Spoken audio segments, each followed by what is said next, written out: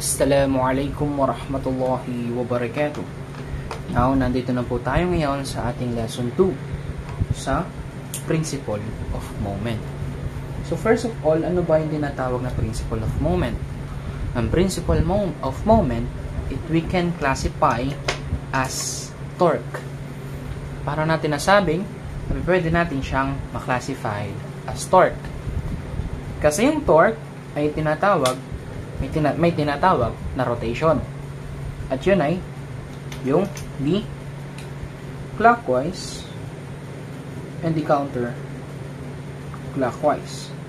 So, ano nga ba yung relationship niya sa ating principle of moment?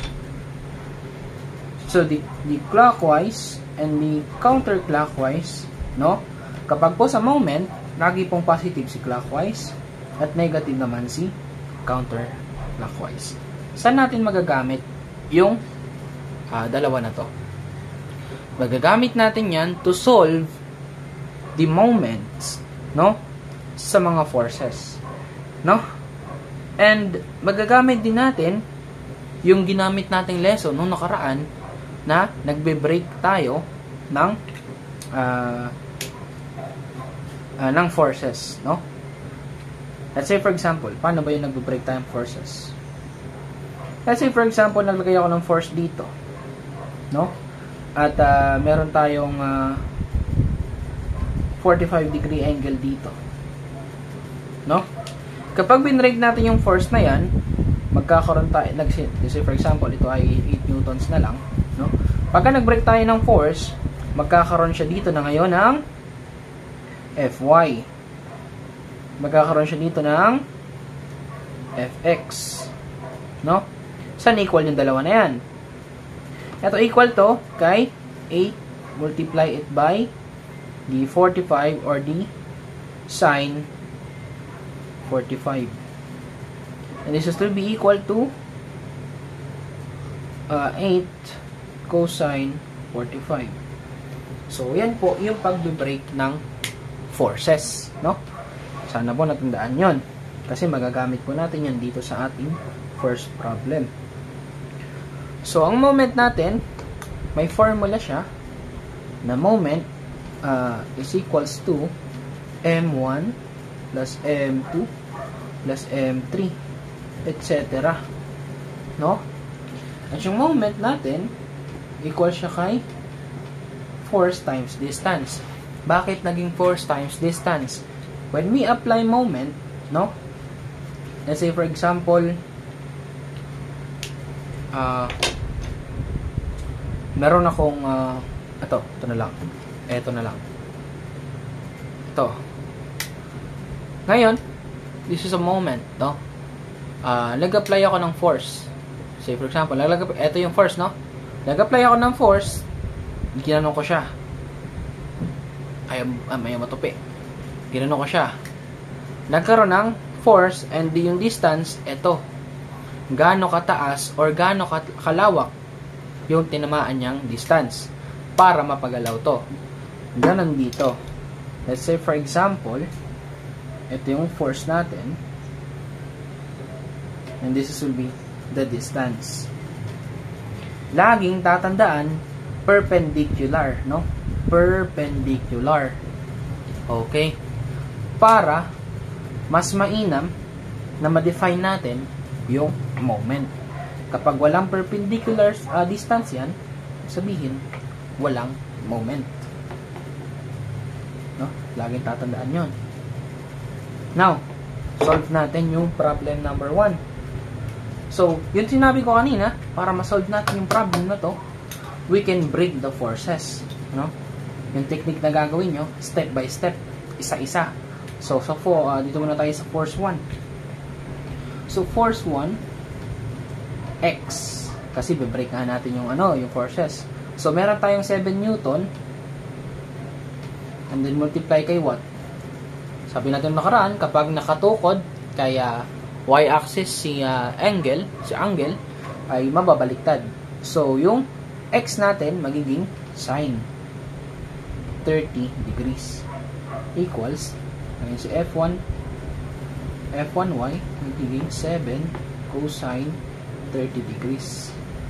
The next, F2x is equals to 8 cosine 60 equals, so F2y is equals to 8 sine 60 equals to, next, yung 9 natin, yung F3x is equals to 9, multiply it by 3 over 5, and then yung F3y natin equal kay 9 multiplied by 4 over 5. So now dito tayo, so F, so 7 sine 30 so equals to 3.5 Newton. Gawin natin sa cosine, 6.06 Newton. 8 cosine 60, 4 Newton. Sine 6.93 Newton. Then 9, multiply it by 3 over 5, 5.4 Newton.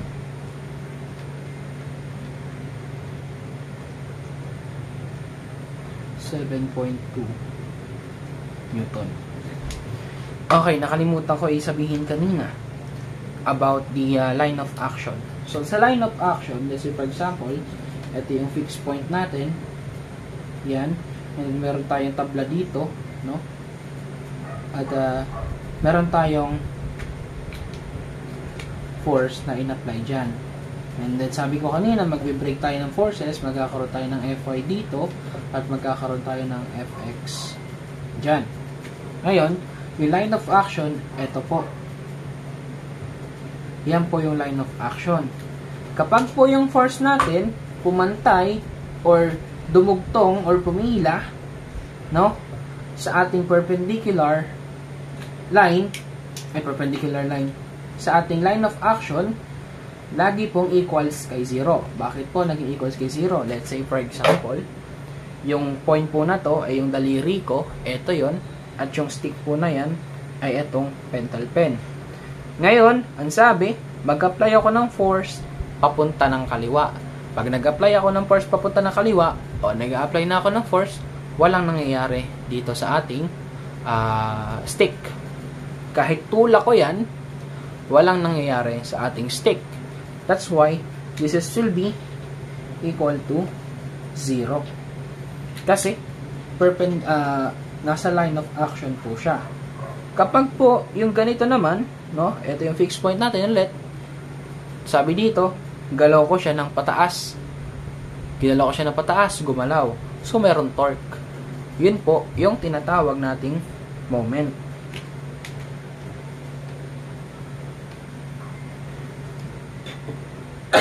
Alhamdulillah. Ngayon, ang sabi po natin kanina, kapag po nasa line of action, lagi pong equal kay 0. So, sa problem po natin dito, ito po yung line of action natin. So, the line of action is here, and the x-axis will be cancelled out.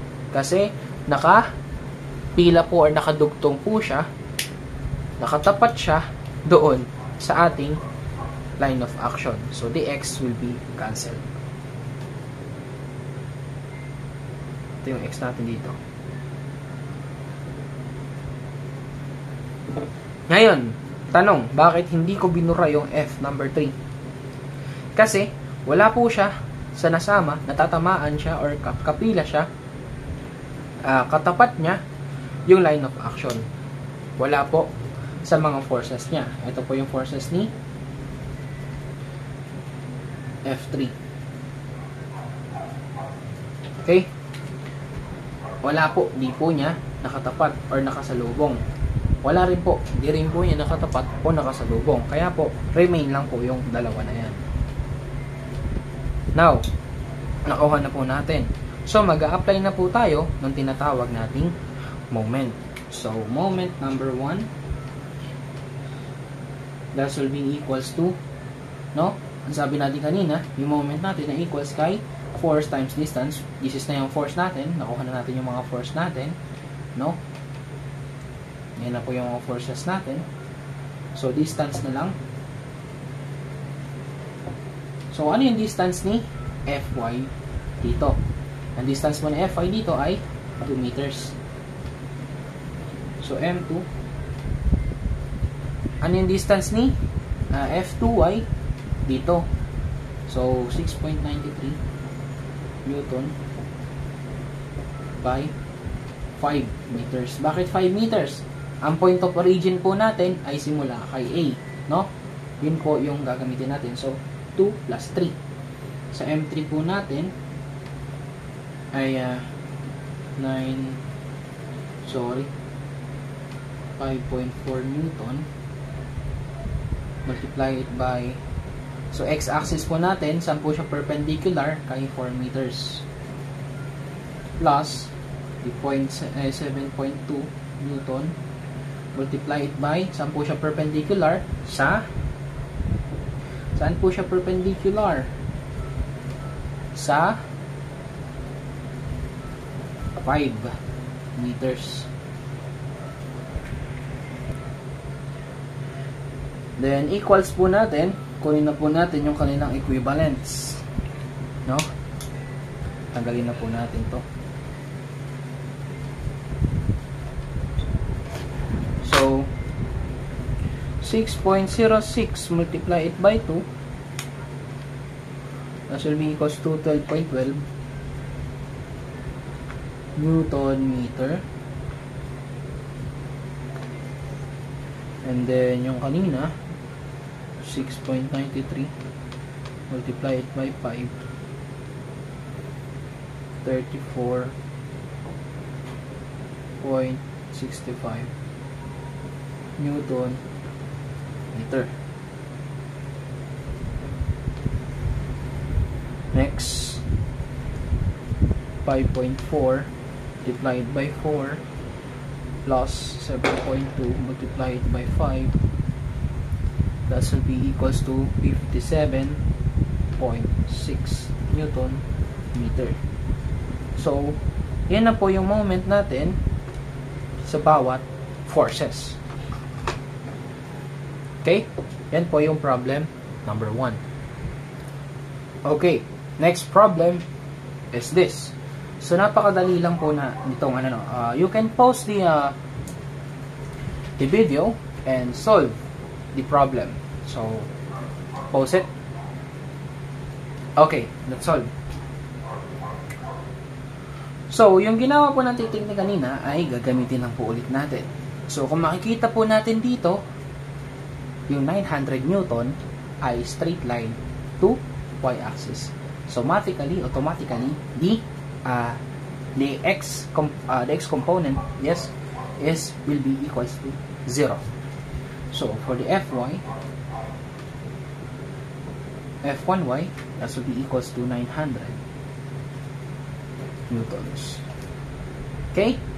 And this is for the F2x, that will be equals to 800 Newtons multiplied by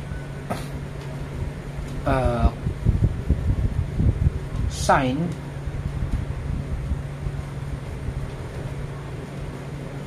60. So, yan. 800 again. The cosine 60. Okay. Compute po natin. 800 cosine 60. 400 Newton. Then yung isa. 692.82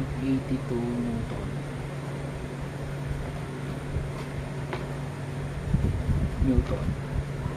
Now, as we can see here, this is our perpendicular line. The line of action, no? And this is our point A. So, kung makikita po natin dito, no? Nag-break po tayo ng forces dito. Ito na po yung Fx and this is the Fy. So, kung makikita po natin at papapansin natin na yung force X po natin ay nakadugtong or nakasalubong po doon sa ating line of action, automatically, kapag ganun po yung nangyayari, yung X po natin na equals kay 0. So, wala na po yan. Disregard na po yan. Okay? Now, we can apply the formula. M1 is equals to 900 Newton. Multiply it by 1 meter. And then the M2, that should be equals to 400 Newton. Multiply it by 7 meters. That should be equals to 900 is equals to 900 Newton meter. And then 400 multiply it by 7, 28 Newton meter. So that's the answer. For problem number 3, we need to find the moment of force B. So as we can see here, that this is the force B. No? Napakadali lang po ng problem na to. Kapag alam niyo na po yung problem na to, just pause the video and kapag natapos na po sagutan, i-play na lang po ulit para makita po yung tamang sagot. So pause the video. Okay? Now, we can see, no, that this is a force 6 or 6 Newton na napakadali lang at napakasimple. No? Bakit? We can apply the the force, no? Pwede po natin i-break yung force dito because our perpendicular force ay perpendicular, the line of action is here. Pwede po tayo magkaroon dito ng 6 Newton also. Okay?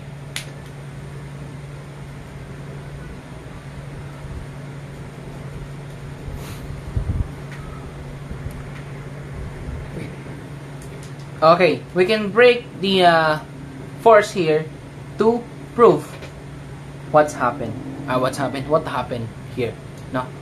Okay, so ang hinahanap natin si force B, yung moment the force B. So FB Y o X muna tayo. That will be equals to 6 Newton. That will be a cosine 90 degree equals to what? And then FB Y is equals to 6 Newton sine 90 is equals to what? Okay, put it in the calculator. So 6 Newton multiplied by cosine 90, that should be equals to 0. Okay, isa po natin ay sine, that should be equals to 6 Newton also. Bakit po ganun yung nangyari? Bakit ganun yung nangyari? Okay? So, sa Cartesian plane po natin, this is the 0, 90, 180, 270, 360. Okay, naintindihan po yon. So, this is the cosine, which will be equals to 0, no? And this is the sine, which will be equals to 90 degree.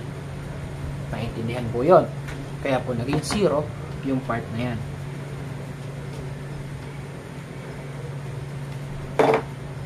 So, cancel na po yung ating x.